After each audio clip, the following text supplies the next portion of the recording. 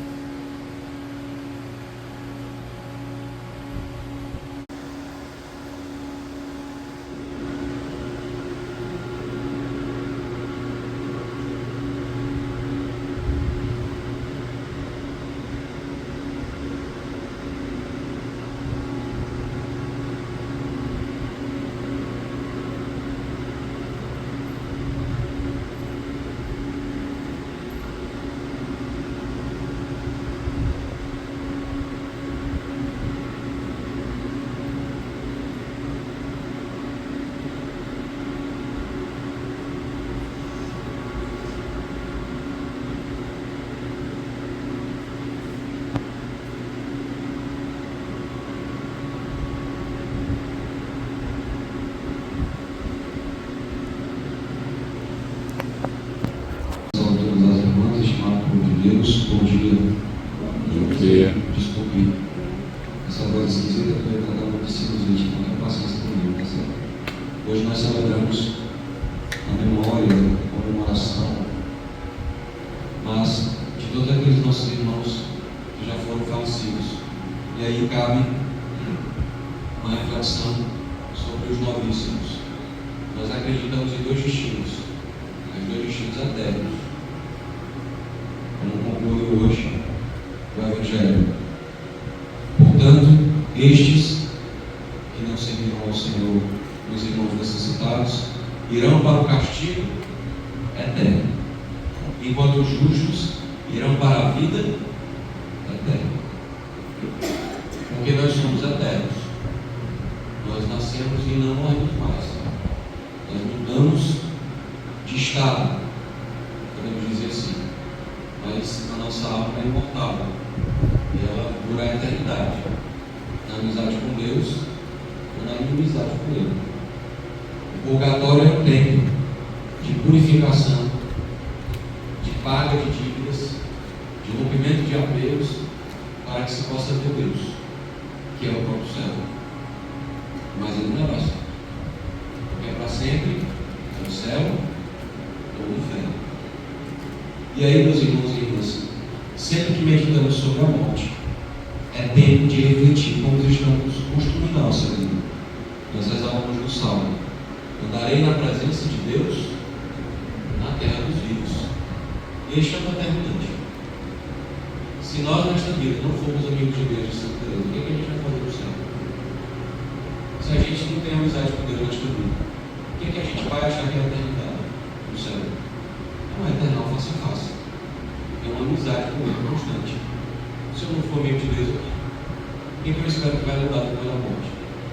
Pelo contrário, eu vou enxergar como a minha alma é egoísta, como a minha alma é má, como a minha alma é soberba. E eu mesmo não quererei isso. Portanto, é preciso andar na terra dos vivos, nesta terra, junto de Deus, para andar verdadeiramente na terra dos vivos, onde é a própria vida do Cristo Jesus, plenamente que é o Senhor. É isso. Esta é a nossa vida. Uma palavra também retirada da primeira leitura é porque nós às vezes ficamos aferindo e querendo colocar e impor a salvação aos outros, principalmente esses padrões novos. Acho que pode salvar todo mundo. A gente vai prestar conta de Deus na nossa vida. É preciso essa humildade de reconhecer: eu posso morrer tentando, mas eu não salvo ninguém. A única pessoa que passa pelas minhas mãos para a minha própria salvação sou eu. Só eu posso aderir ou não o Evangelho por mim mesmo. Acho que os corações de mães entendem isso, né? Quantas mães queriam limpar a salvação dos seus filhos? Eu acho que os padres pensam assim também, né? Eu digo para meus irmãos e para mim. A gente tem o que de paternidade e é de fato que todos se salvam. Mais ou menos como acontece com os pastorinhos, né? Vocês começam a tomar. Uns porque querem que os pecadores parem de ofender a Deus, e outros porque querem que os pecadores não se percam.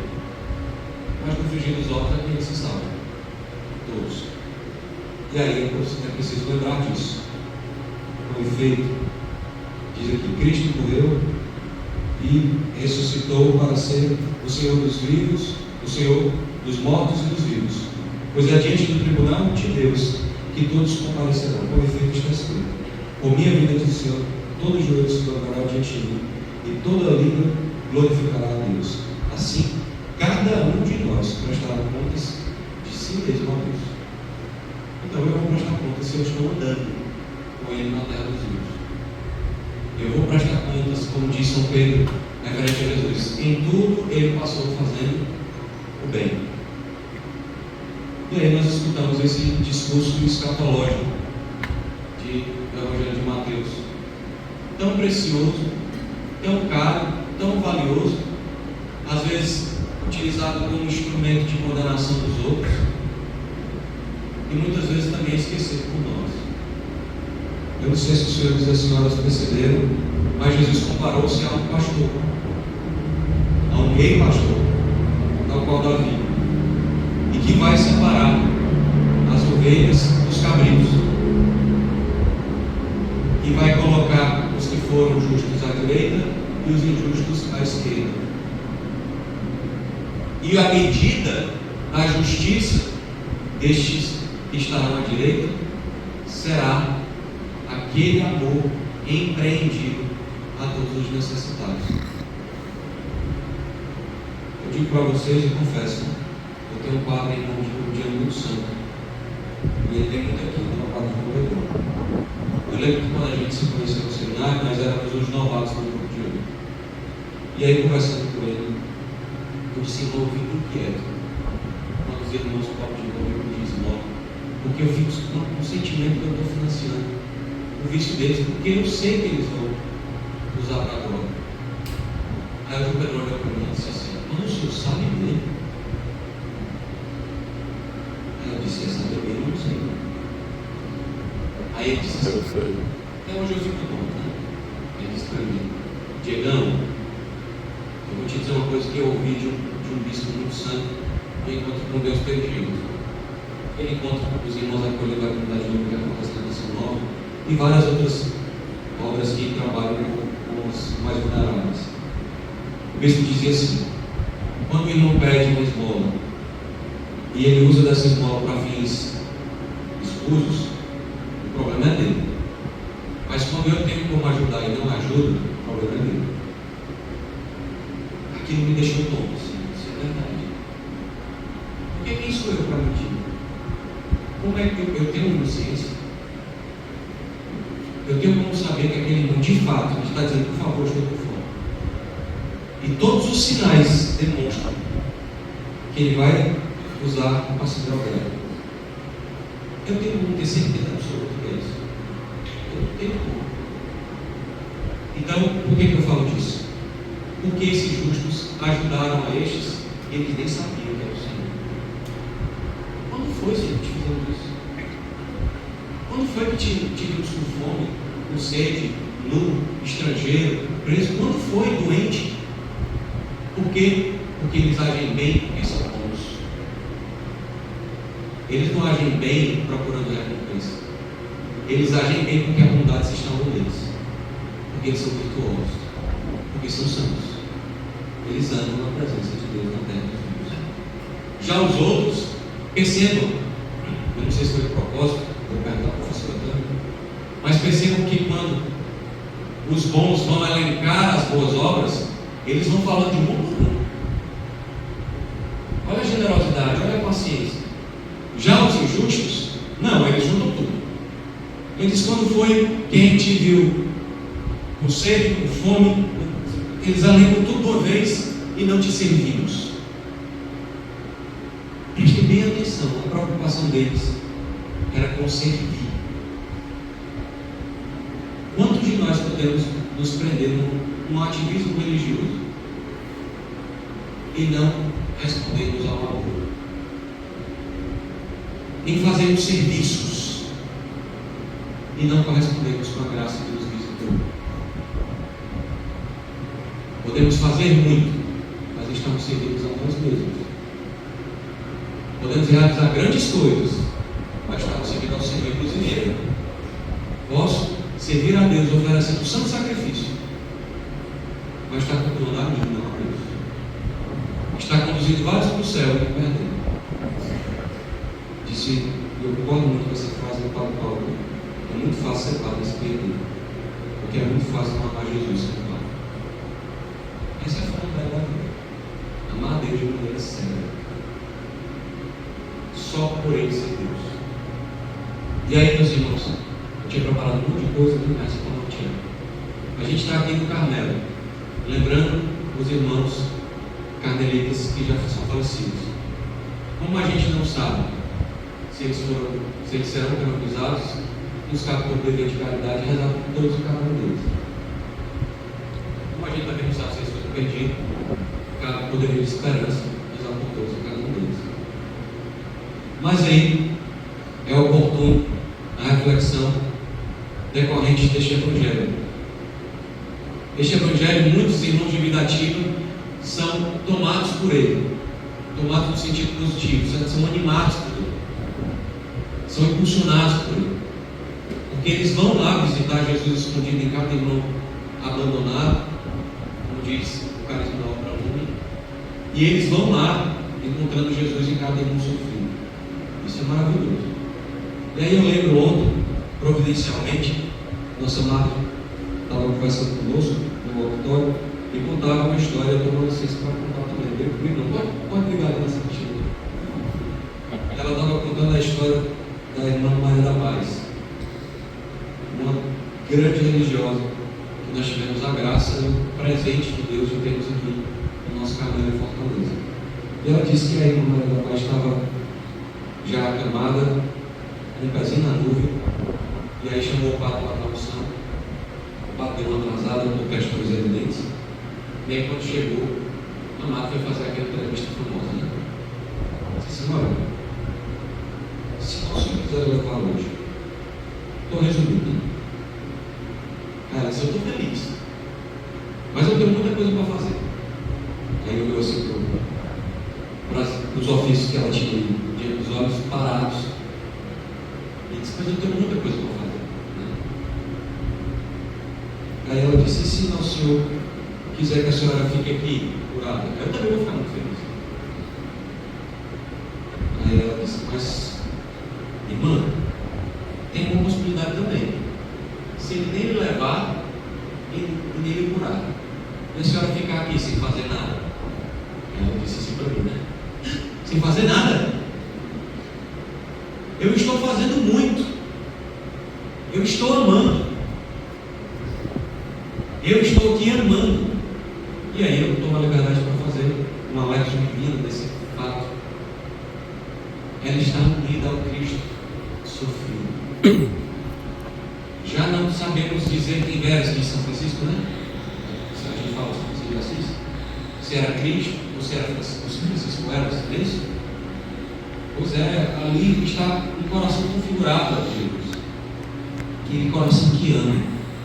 E por que eu lembrei dessa história dialogando com isto aqui?